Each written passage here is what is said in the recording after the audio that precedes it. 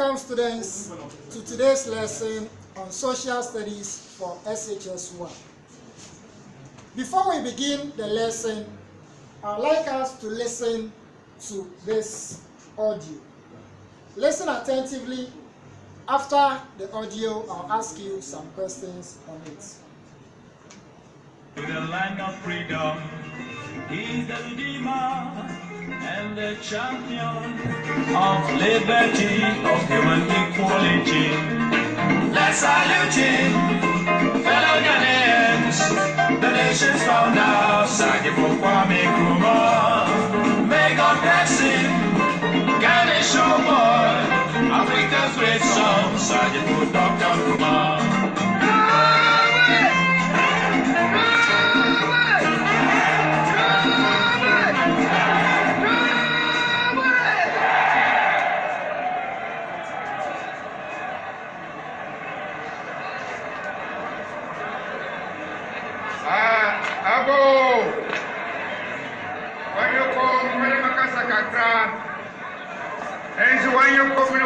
Kakra, Nkansah pi. Dama pada makan deh. Makan sebab kakra ni mungkin makan fancy. At long last, the battle has ended.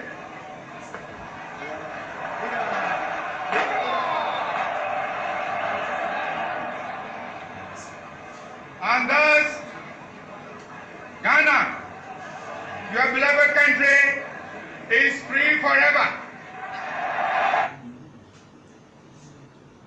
Welcome back. What is this audio about? This audio is telling us about the independence of Ghana, which was being declared by the first president, Dr. Kwame Nkrumah. So today, our lesson is going to be on national independence and self-reliance. At the end of this lesson,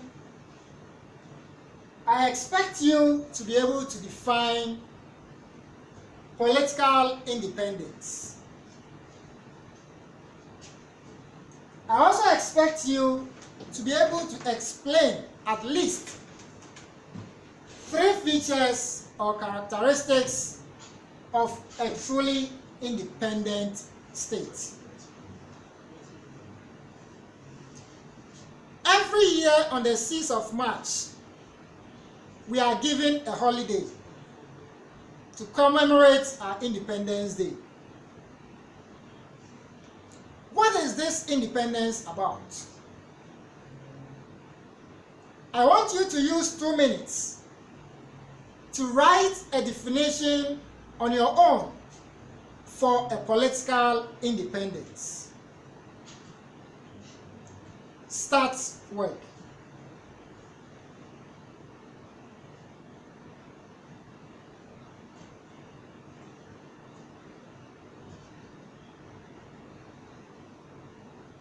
All right, let's see the definition for political independence. When we talk of independence or political independence, we are talking of a situation where a country gains self-rule from a colonial power, which enables the new nation to administer her own affairs. Take these things into consideration, or take note of the following. I've given a definition for political independence, which I said it is where a country gains freedom from a colonial power, which enables that nation to administer her own affairs. For example, when a country is independent, that country is able to choose her own leaders, and these leaders will now govern the country. So that is independence. But in our definition, you would see that we said the independent country gains self-rule from a colonial power. And what is this colonial power? Let's see how it all happened when these people called our colonial masters came to take over our land. In 1884, there was this conference called the Berlin Conference, which was organized under the leadership of the first German Chancellor by name Otto von Bismarck. The idea of this conference was to share Africa amongst the Europeans, or was to scramble for Africa by these European powers. It doesn't mean that before 1884, the Europeans had not come to Africa. They had already come to Africa. In our JHS lessons in social studies, we were told that the Portuguese were the first to come to the Gold Coast. But when these people came, things were not all that orderly. Therefore, they needed to meet as European powers to know how they would share Africa amongst themselves. And that is how come the 1884 Berlin Conference came about.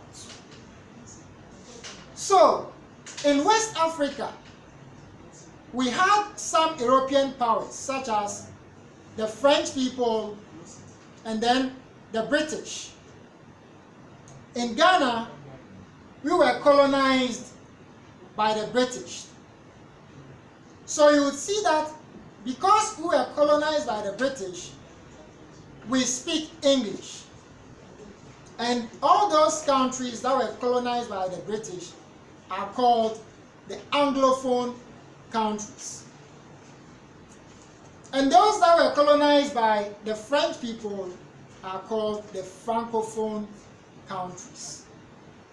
So in brief, that is how it all came about until on the 6th of March 1957 that our forefathers fought for the independence of this country.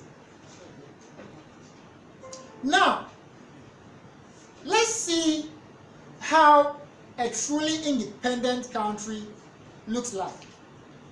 How will you be able to identify that Ghana is truly an independent country? So we are going to look at the features or the characteristics of a truly independent country or state.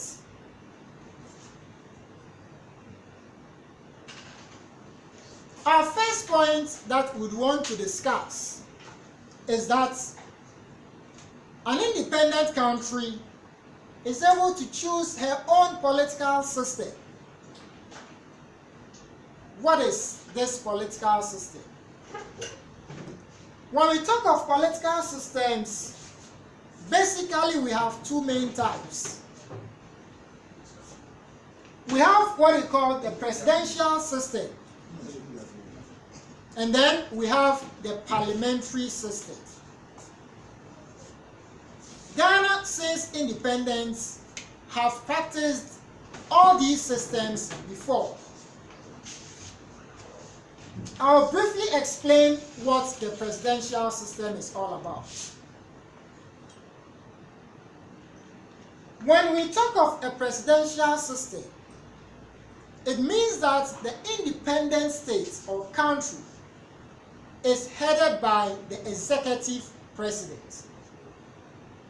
For example, when you go to the United States of America, we can talk of Donald Trump, who is the executive president.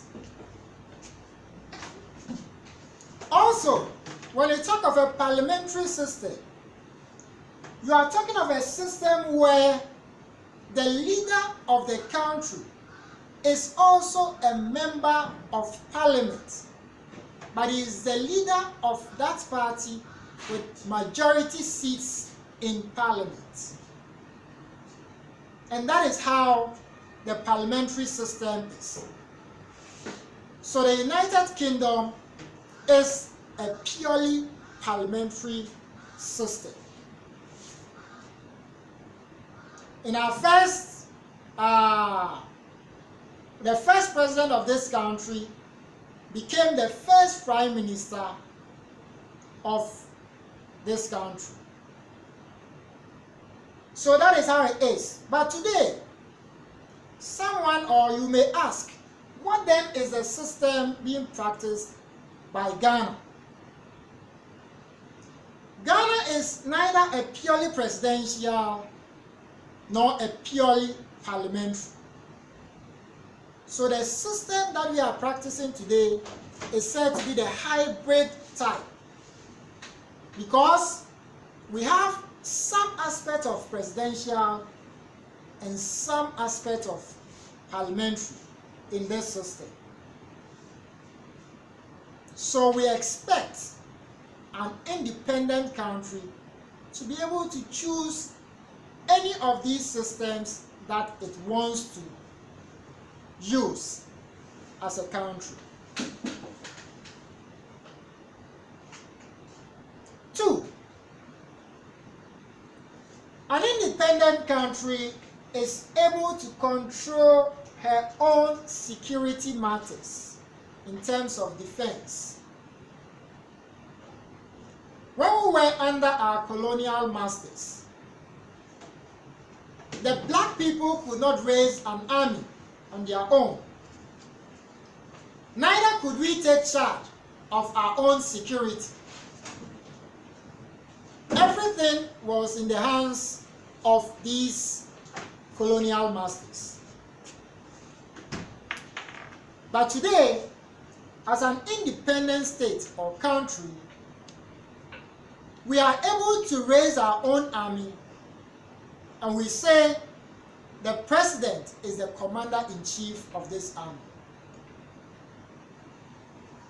So you see that the army will be in charge of protecting the country against external attacks and also the assets of this country. So you will normally not see them in our day-to-day activities roaming about. But internally, you would see that the police is mandated to ensure internal security or peace of the country. So now, the security of the states as an independent people is in our hands. We don't expect to be going back to our colonial masters when we face security challenges.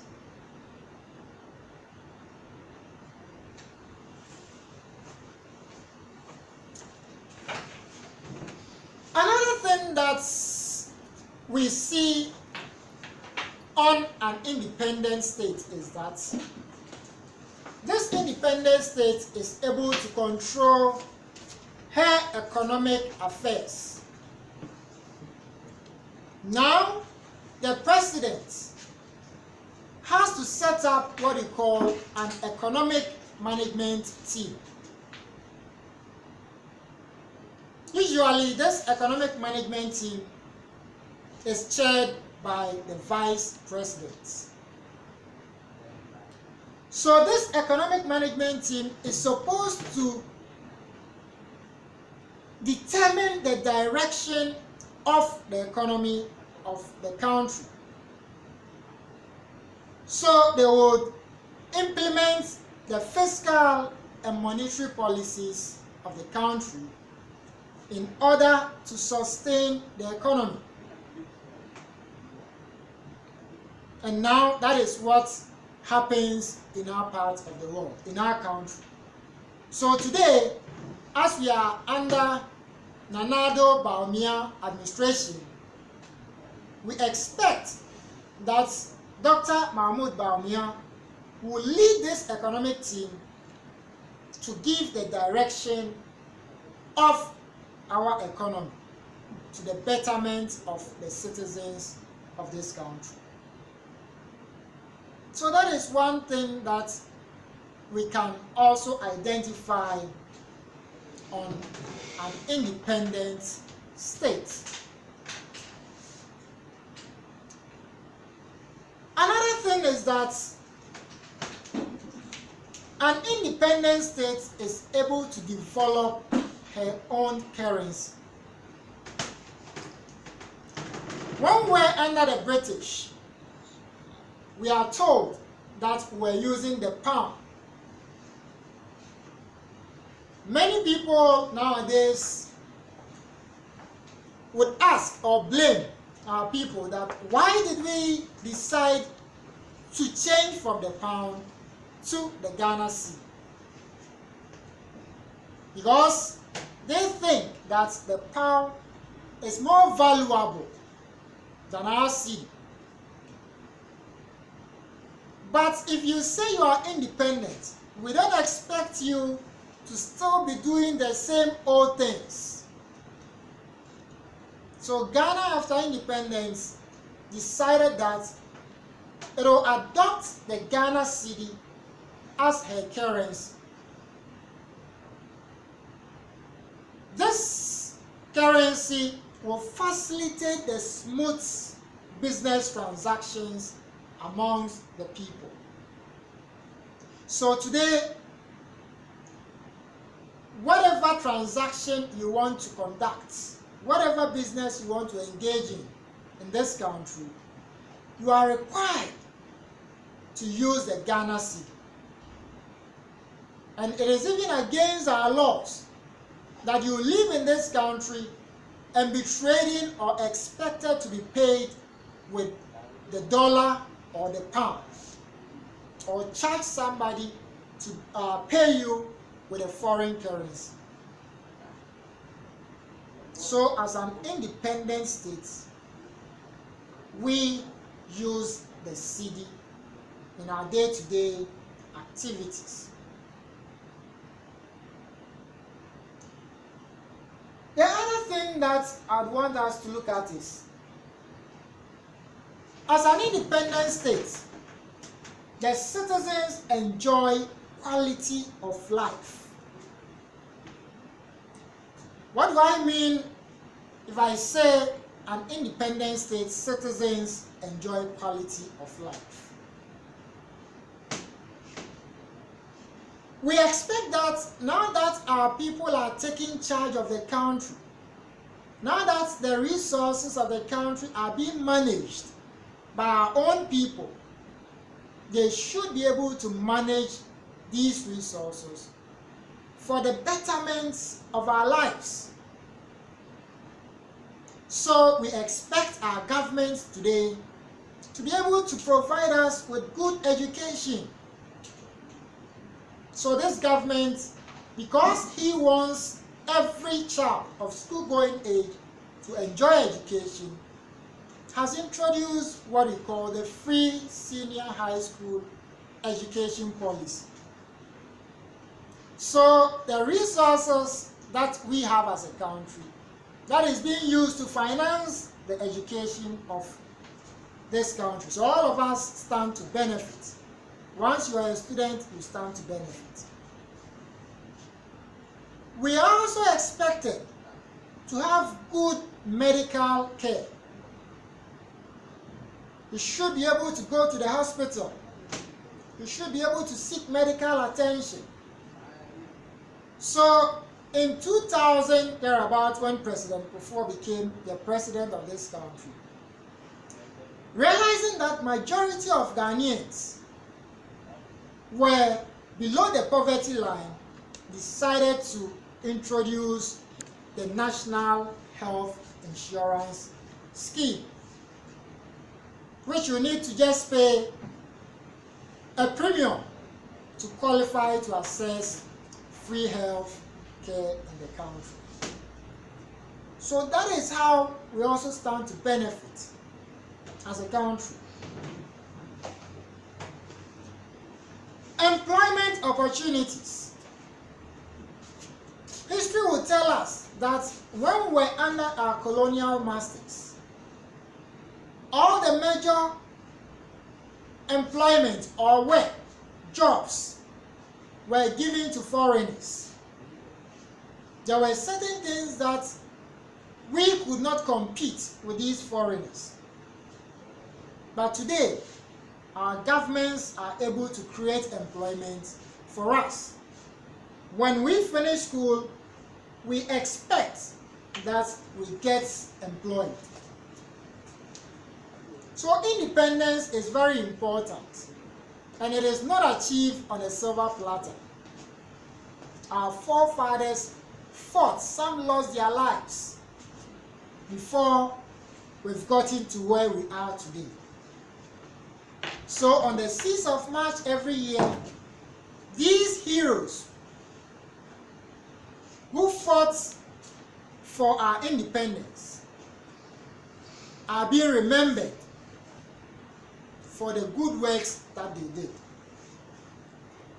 So, when we talk of features or characteristics of an independent or a true independent state, we expect to see all of these things that I've mentioned or discussed with you with these states.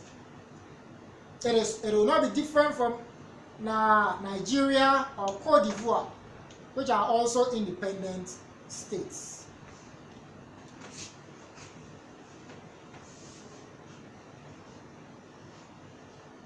As I'm bringing our lesson to a close, I'd like to revise or summarize all that I've said today on our topic, national independence and self-reliance. With our topic, we've been able to explain what political independence is. And I made you aware that when we talk of political independence, it is where we gain our freedom from our colonial masters. So we become a sovereign state. Nothing is being dictated to us any longer.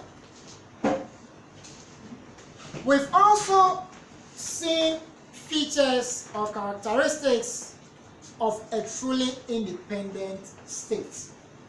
And I've discussed with you about 5 of these features. I expect that you would also read and get more of such features and add to what we have discussed today. In our next meeting, we shall look at the importance of political independence and the mistakes that we have made as a country after gaining independence. Before I leave you, I would want you to take these assignments.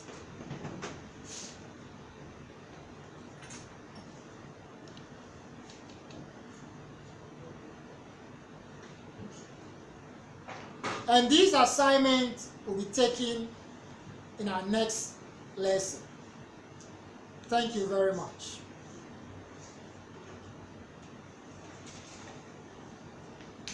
Last one,